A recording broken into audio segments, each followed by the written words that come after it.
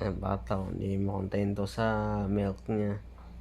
Pinapak pa yung gatas niya, powdered milk.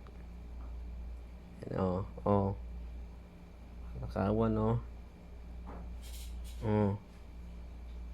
sarap na sarap. Inupuan na.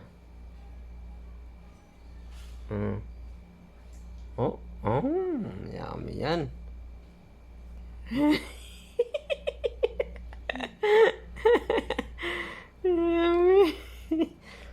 Yan. Katapos ng dumidi niyan. Mahal-mahal ang milk nito. Ano pa, di ba? Masarap. Hindi na ito toothbrush to eh. Yummy. Spice pa.